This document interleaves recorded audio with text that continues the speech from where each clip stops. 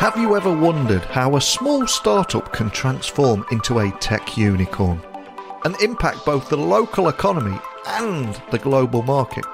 Well, welcome to Tech Talks Daily. I'm your host, Neil, and today we're going to be diving into the inspiring journey of Glovo. And they are a Barcelona-based company that is redefining the concept of quick commerce. Because Sacha, one of the co-founders of Glovo, is going to be joining me today to share his insights on how Glovo became Spain's second tech unicorn, operating in 25 countries and serving millions beyond just food. We'll explore how Glovo's unique initiatives are using things like an impact fund, Glovo ads, the transformative Couriers pledge, for that perfect mix of technology and startups and building something that's socially responsible. But enough from me. Buckle up and hold on tight as I beam your ears all the way to Barcelona, where Sacha's going to share Glovo's journey from a multi-category platform to a leader in quick commerce, the startup scene outside Silicon Valley, which is something I'm very passionate about, and the power of social impact in business. So a massive warm welcome to the show. Can you tell everyone listening a little about who you are and what you do? Hi, well, thanks for the invitation. A pleasure to be here. So I'm Sacha Michaud. I'm half English, half Canadian, born in London, Canadian father, but I've spent most of my life in Barcelona, luckily enough, in Barcelona, Spain. I've not got a traditional background. I actually left home at 16 and spent the first 5 years of my professional career as a racehorse jockey in the UK and the US. People find that quite interesting many years later. But I ended up in Spain and started my tech career and literally set up my first company when I was 25 years old and sort of at the beginning of the internet boom. And since then, I've been doing a number of things. I started in the B2C world. I built a Spanish version of the time Yahoo, which was a portal with the number of services for users, from search to free email to chat, classified. And then I spent 9 years in the gaming industry with a company very well known in the UK and worldwide, and now the largest gaming company in the world, called Flutter, but it was actually Betfair at the time. And the last 8 years have been spent building Glovo. So very excited and lucky to have been involved in the tech space the last 20 years. Wow, what an incredible story and a great journey as well. I'm curious, from your origin story side of things, what was the moment where technology almost lit a spark in you? Because obviously from being a jockey to gaming to the Glovo startup, where did your passion for tech come from? Or was it always been there? No, it wasn't. When I arrived in Spain, obviously there's no racing industry here. When I decided to look for something else and stay here, I thought technology would be a fast growing industry. So I learned to computer program and I quickly got a job. And then almost immediately this thing called the internet came along. We're talking sort of late 90s.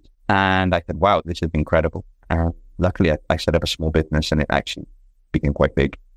And since then, I haven't really looked back. So very lucky, being in the right place at the right time. I think it wasn't really, you could have called it strategic, because I thought tech had a big future, and obviously it did, and it still does. But yeah, very lucky to be at the right in the internet and make a decision to go for it and set up a company. And I think that's the perfect moment to introduce everyone listening to Glovo. We will have people listening all around the world. In a nutshell, how would you describe Glovo to people listening, hearing about it for the first time? Glovo is an on-demand platform where we give consumers in cities and towns access to pretty much anything in your city. Consumers are educated to order food online, and they have been even before the internet. So Glovo is ideal for that. But actually, we deliver anything from groceries to retailers. We work with both small and large retailers in every city and town we work with, which is now over 1,500 cities worldwide. And we deliver pretty much anything in around 30 minutes. And just like yourself, Glovo has been on a transformational journey from a local startup in Barcelona to a multinational tech unicorn. Incredible story. But I'm curious, for other founders listening around the world, what were the key strategies and challenges in that expansion process? Can you walk me through the journey of Glovo too? Yeah, I think with any startup and any early project, I think in the beginning, you have to really be very tactical and find product market fit. It's not about being so strategic. And I think that's very important. And one thing about Glovo, when we launched Glovo, the first version of the app was literally a text box where consumers would write in what they wanted, and we'd go and pick it up, we'd go and pay for it, and we'd deliver it. And that had its advantages and disadvantages. The main advantage was users felt, or consumers felt, super empowered that I can get anything. My favorite store, restaurant, I can go and get Glovo to pick up some keys that I've left somewhere. It was hugely powerful, but not very scalable, and no business metric behind it. I mean, we didn't get any commission from our partners, but actually it was a great MVP to understand what consumers were looking for in the city. And I think it's very important to be very tactical and very agile at the beginning. And then you start finding the opportunity of things that are really going, and that's when you start building. And version 2 of Glovo was actually with what it is today, in essence, it's the menu of our restaurants and stores, the price list, making the UX for consumer much, much better and more efficient. And then we could also start working with our partners. Our partners are our local stores and restaurants, and saying, hey, we're driving incremental revenue, we're on a small commission of that, and then I can lower the delivery fee for the consumer. So basically, instead of paying what it was in the beginning, around €5, now I can literally almost have it for free, or €1 or €2. So makes it much more mass market. So I think that, and so just to answer your question, we've had so many iterations. The first thing is where we're founded, which is Barcelona. And we go back 8-9 years ago, there hadn't been any major success story, no unicorns, no massive tech companies coming out of Spain. So once we started growing, specifically in Spain, then we launched in Italy and focused on Southern Europe, we always had to fundraise outside of Spain. One of the typical reactions was, can a small Spanish startup compete with these global players? And this is the time when Deliveroo in the UK were high flying. They received a lot of funding. You had companies like Delivery Hero, German-based, but also Uber had moved into Uber Eats. So we were getting, can we compete out of Barcelona on a global scale with these huge companies, not at a huge funding, but also building. And that, I think, was our biggest challenge for the company over the last 9. And it doesn't seem like this. If you look on paper, we've raised a lot of money. But at the end of the day, we've raised a lot, but it was a lot less than pretty much every single competitor we've competed against. And pretty much every round from Series B onwards has been really tough to get the funding in. But luckily, we survived, and we're still here and still growing. And one of the things that really stands out for me is how you've taken your technology and your innovation beyond food delivery, even beyond groceries, because you also include electronics and even fashion. So what inspired that expansion, and how can you ensure success across such varied categories? It sounds like an incredible challenge, but equally a huge opportunity too, because nobody else is doing this. So we've been pretty much multi-category from day one. Obviously, growth has been driven through food. As I said, the market's educated. We're used to ordering online, and I think that was a natural. But we've always been a believer in multi-category, and groceries has always been our second largest category, and obviously any retailer who wants to. And if you go into our app, you can see the different categories. And so the big game changer came in COVID, when we all remember supermarkets were closed and people suddenly started ordering supermarket online with immediate delivery. But we were already doing that. So what happened is all our competitors who were just doing restaurant foods moved into that space. And now they're also doing the following with retail. They're moving beyond groceries now. They're going. The great thing about that was they helped educate the market, right? Which is key. So once everyone starts doing it, it becomes mainstream. And then COVID eased, and I know it hadn't completely gone away, but basically normal life comes back. But actually all those consumers who suddenly ordered groceries were saying, wow, this is super cool. I can get groceries in 20 minutes and it's great. And then they continue doing it afterwards. So groceries today is our fastest growing category.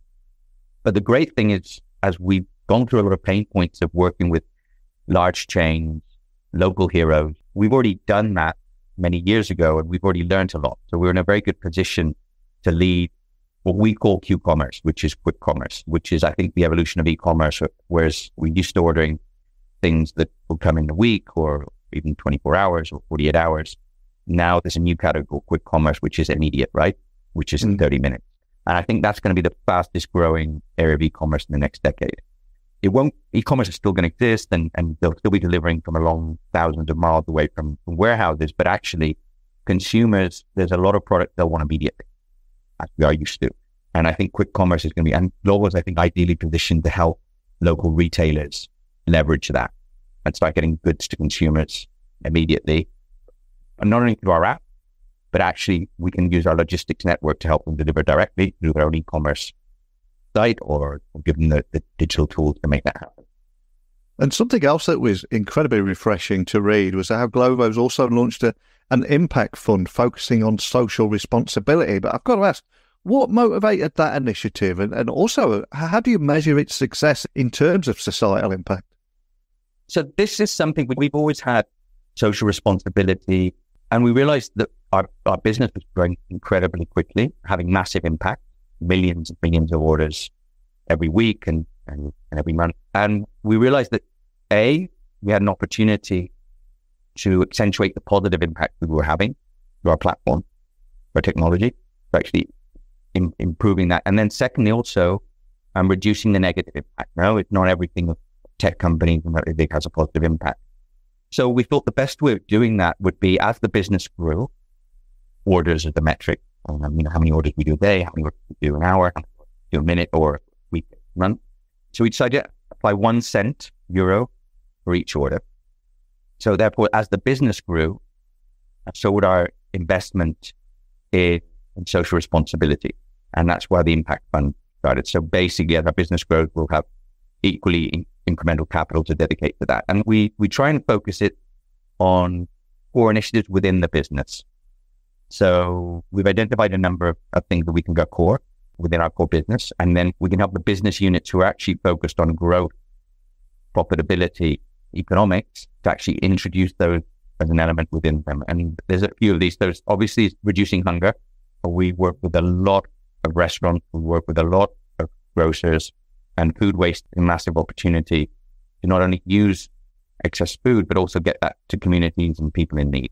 So we use our platform for that. And that's a key initiative. We have a platform called Glovo Access, which we delivered in, say, more than 1,500 tons of food to the platform since March 2020. And we'll continue. That'll just be incremental as the business grows. Also, reducing our negative impact on CO2 emissions, of course, work with that to cover the negative parts of our carbon footprint. And we're committed to reduce our carbon footprint by 2020, 2030. Digitalizing small businesses, SMEs. Above all, we work with, I think, 180,000 local stores and restaurants worldwide. Over 90% of those are SMEs, small businesses. And we believe that we have an opportunity to help them digitalize. I think digital channel of retail businesses will be the fastest growing sales channel in the future. And we can give them the tools and help them grow. Women in tech, I think tech companies have a responsibility. It's male dominated. And I think we have an opportunity as well to help that to equal the playing field. I think if we're in the fastest growing industry, the information revolution, the technology revolution we're living in, I think we need to equal the playing field there.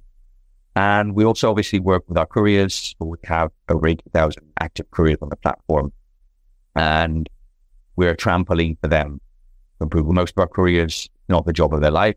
They're with us with a short period of time, between six months and 12 months. And they're generally moving on to something better. And we give them tools, education programs, free education programs, so they can be in a better position to get a better job after they work with us. And then finally, crisis relief. We're in over 25 countries, different regions, and we have a crisis relief fund, which would generally, a good example would be Ukraine is one of our largest markets. When the war started there, we actually closed the business down. The team, the local partners, couriers, the government asked us to reopen as an essential service. We reopened now. We're back. The size of the business is back to the number of pre-war. We made technology updates to make sure that it's safe to operate in the city, so the app could be switched off if there's imminent danger. And we obviously, we actually work with local NGOs and help with a terrible situation there. The recent earthquake in Morocco is also a huge market for us. And we activated our crisis relief because many of our partners and couriers who couldn't work. So we try and build the social fund within the core elements of Glovo and in the core business units so we can have a positive impact. And yet, I think it's amazing because you start seeing the size of the business and therefore the size of the impact fund is getting bigger and bigger so we can have more impact. But I think it's important to integrate it into the core business so the whole company is aligned on this. Incredibly cool and so refreshing to hear as well. And also, before you came on the podcast, I was doing a little research on you, and I also was reading that you've introduced a new advertising platform to support both large brands and small businesses alike. So again, how does this platform work? What results have you seen so far in terms of business growth and customer engagement? And is there anything you can share around this? Yeah, I mean, it's the third revenue stream. So Glovo's primary revenue stream is the commission that we work with our partners, which are the ones who are selling on our platform. We also have a delivery fee for our consumers, and those are two revenue streams. And what we try and do is the combination of those cover the delivery fee and the logistics fee and all the fees, additional commerce and payment. We try and make the positive unit economics on each order. But the third revenue stream, which is more recent, is allowing our partners to use our platform for incremental growth. And there's two sides of that. And we work with a lot of large brands, the largest brands, Unilever's, the Coca-Colas, to Nestle, and they all use Glovo and Glovo Ads platform is a method that they can actually use that. So when they're designing their advertising strategies, specifically online, that we become part of that strategy. And the great thing about investing in Glovo is it has a direct ROI, because it's not just creating brand, it's actually got a direct link to the sale. And they can have visibility of that. So it's incredible for them because they can have immediate visibility of advertising straight to sale, and their product ends up in the consumer's household. And all this happens in under 30 minutes. So that's a huge opportunity for these large brands. But not only that, it's also a great platform for the smaller partners. So I mentioned 90% of our stores and restaurants are actually small businesses. And it allows them, that when they're being successful on Glovo, to incremental ROI on top of that. So they can actually advertise and position themselves in to actually sell more. And they can control that. So if let's say for every 100 euros they invest on positioning and being more visible for consumers, they can actually measure that in real time to how many incremental orders that has and how much benefit they're doing. So it's a hugely powerful tool for small businesses as well. So I think it's the next phase of the digital channel, how large retailers, large retail brand and SME retailers can use the digital channel to have a direct impact on incremental sales in real time. And again, away from the tech, I was reading about the Couriers Pledge, which is a unique commitment to help support couriers too. So how does this initiative align with what you're doing at Glovo, your overall business model, and what impact has this had on couriers' welfare and satisfaction? Do you measure this too? Yeah, no, absolutely. So it's a commitment. It's an industry commitment that we've led the way. Our feeling is we work with couriers in different ways in different countries, in the sense that we have our primary model is freelance. Most of our couriers are freelance, and they connect when they want to the platform, and they often work in different places actually work with our competitors also. And we sometimes in some countries work with third-party courier networks. So they're basically a company that has couriers, and we'll work with them. And in a few isolated cases, we'll have employees. So the Couriers Pledge is basically a commitment that it doesn't matter how we work with couriers, we want them to have basic social rights. And basic social rights mean guarantees, holiday pay, access to health coverage. So our commitment is independently of how we work with them. And out of the 25 countries to date, we've rolled it out to 21 countries. And we've detected from measurement that we're the preferred platform for couriers when they want to choose which platform they want to work with. Generally, Glovo is right up there as the preferred platform. And it's having its success as well in retention. Couriers stay with us longer, and they feel that we're giving them the support. At the end of the day, our couriers, whether they're partially with us or dedicating more hours with us, they're with us primarily for income, so they can pay their rent, can pay their families support. So I think it's our commitment as the platform to give them a number of guarantees.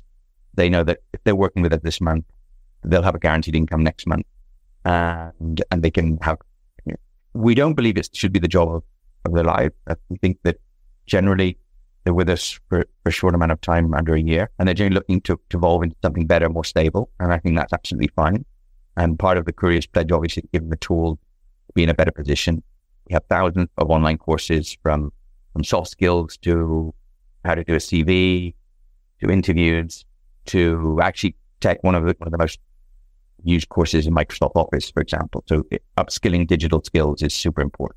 But yeah, that's the Couriers Pledge, and I think we continue evolving that and continue improving it. And I think it's a key element for 80,000 active couriers, so they can be in a better position once they stop working with us and be in a better position to get a better job and an upskill at the end of the day. It's quite inspiring hearing from the ground up that you're not just about quick commerce, multiple revenue streams. It's about making a difference with what you're doing and doing it responsibly. And I'm curious, as a leader who has achieved significant success in this field, do you ever find time to pause and reflect on how yourself and Glovo contributes to nurturing the startup ecosystem, particularly across Europe? And is there anything you can share around that and how you do that? Yeah, I mean, I think there's two sides of it. I think A is our platform. So we've covered a little bit of that, but I think our major impact, I think, from the platform and our day-to-day business is obviously this impact we're having in couriers, and not only incremental or easy access to income, sometimes on top of another job or other, but also generally it's very decent income. So generally from similar types of jobs, they'll be earning more for 35 hours or 40 hours from Glovo than they would from a similar job. That's super important. And also the impact we have on SMEs. I think it's fair to say that the digitalization of commerce per se, I think the last group to digitalize and actually be selling online are generally retailer SMEs, the mom and pop stores on our high streets. They haven't been digital. And I think this is going to be the next phase, and they need to be digital to be able to compete with the digital companies, because I think consumers are moving more and more into buying online, or at least accessing products online and then deciding how they get. So I think that's a key element. So just from a platform perspective, I think that has massive impact. Now, if we go to the Glovo as a company, I think one of the most important thing is A, we've been very lucky. I've been very lucky, and I think helping contribute that is great. So I think our legacy as a company will be the amount of employees, ex-employees, who start setting up companies and building future unicorns.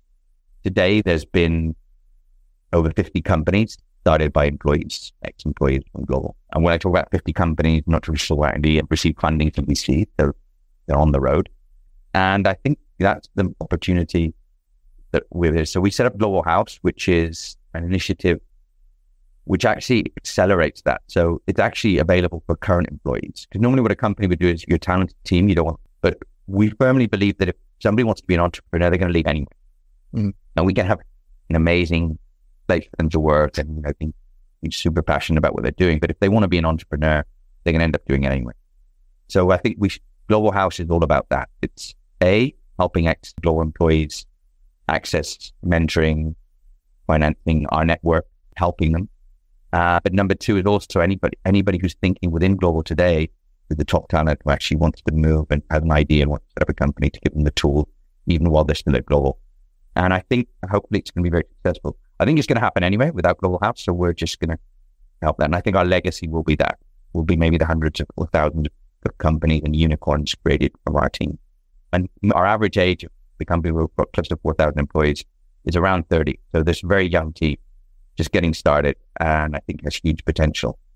And then on top of that, us being a European and EU company, I think we have also, a responsibility as well to help Europe really position themselves as a leading place for startup scale-ups worldwide. I think we've been generally behind the ball compared to the US and Asia. I think most of the great European companies have generally been acquired by either American or Asian companies.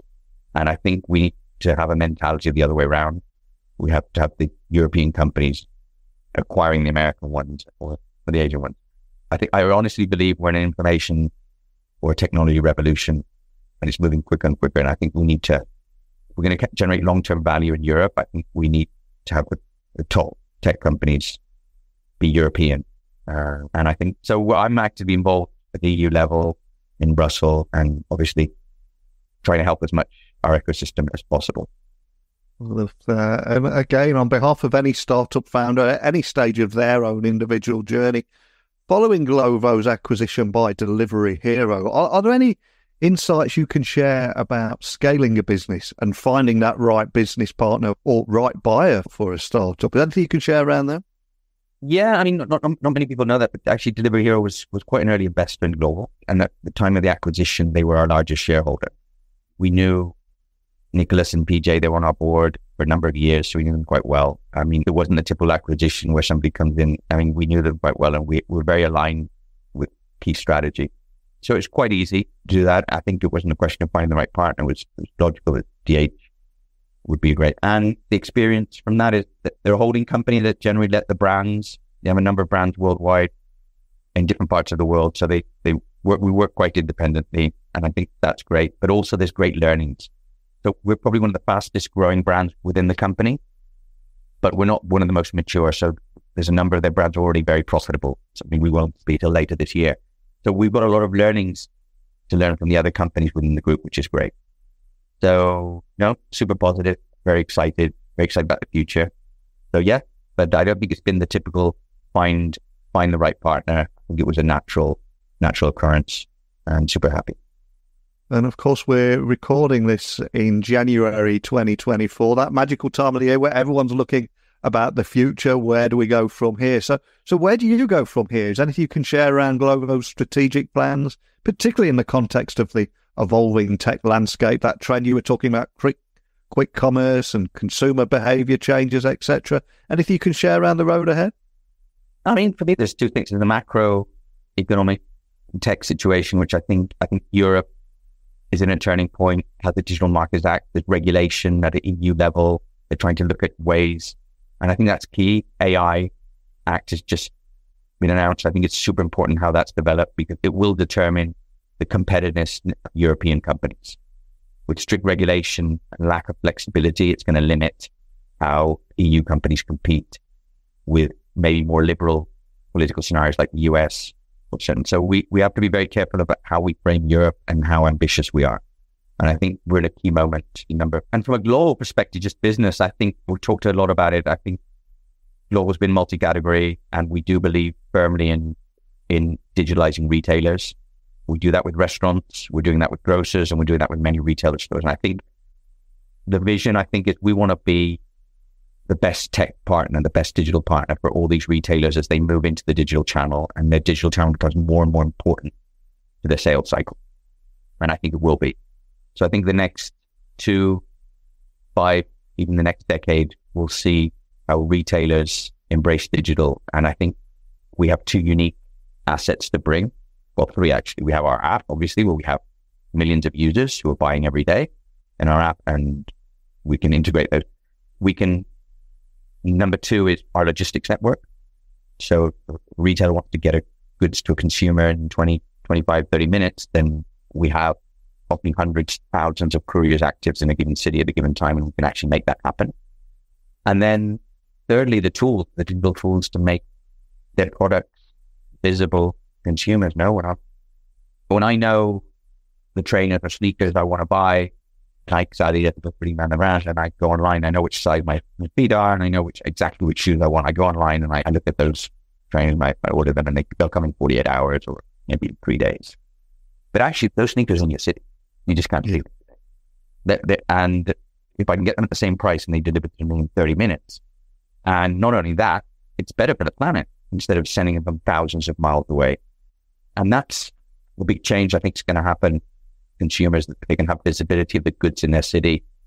And the big e-commerce players, you name them, they spent many years moving products to warehouses, thousands of other consumers, and slowly, surely, their strategies are much more focused on cities and getting the goods closer to the consumer.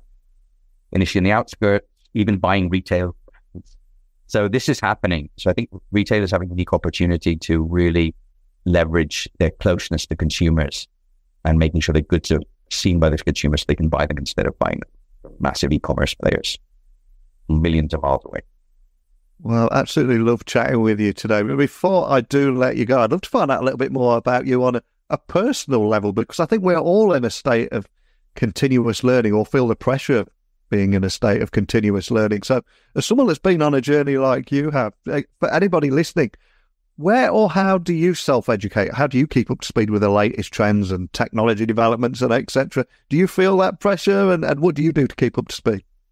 I think the pressure's always there. what I've particularly done is surround myself with really clever people. And then that accentuates, the older I get, the more that is younger people. So I started up my first company, I was quite young, but I think surrounding yourself with people who are really on cutting edge and really know is key. And I don't think it has to be, it's a natural progression for me. And I'm very actively involved, obviously, with the Glovo team, which is super young, but also I'm a business angel investor, and I have been for the last 4 or 5 years. I've invested in 30 companies, and talking to young founders and everything, I learn when I keep in touch with the latest trends. I think that's the only thing I've really done. And I think it's been conscious. It's just, I enjoy that, and I enjoy learning from people who are really, AI, for example, is a great thing. Everyone's talking about it.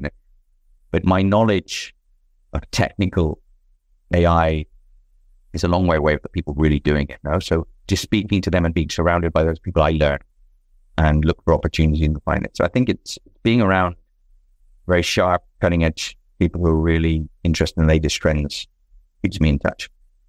And for anybody listening, whether they're an inspired founder, a potential business partner, or just somebody curious about Glovo, wanting to find out a little bit more information or want to contact your team, where's the best place that you'd like to point anybody listening today that just wants to find out a little bit more? So we have a blog, Global Stories. You can find it on Google. We generally update that 3 or 4 times a month, and there's some latest news, insights, innovation. And we're very active on LinkedIn and see what we do from a team perspective, from a business perspective. So I think those are probably the 2 channels that, if you want to find out about Glovo, what we're up to, and what we're up to in the over 25 countries where we operate, those are probably the best 2 places. Well, such an incredible journey that you've been on, from jockey to gaming to working with your co-founder, Oscar Pierre, to take Glovo from this small Barcelona-based startup delivery company to only, I think, the second tech unicorn in Spain, operating out of 25 countries, serving millions of customers across such a wide range of categories beyond just food to groceries, flowers, pet food, fashion, so much more. I absolutely love it. But I also love how you build it from the ground up by being socially responsible, and also that trend that you were talking about, quick commerce. As a guy that writes for a living, I'm going to be writing about that. You've inspired me to write about that at the end of our conversation. But more than anything, just thank you for sharing your story today. No, thanks a lot for the invite. Great. And congratulations on the podcast. It's amazing. So thanks a lot. And as we wrap up this enlightening conversation with Sacha today, I think it's clear that Glovo's journey is more than a success story.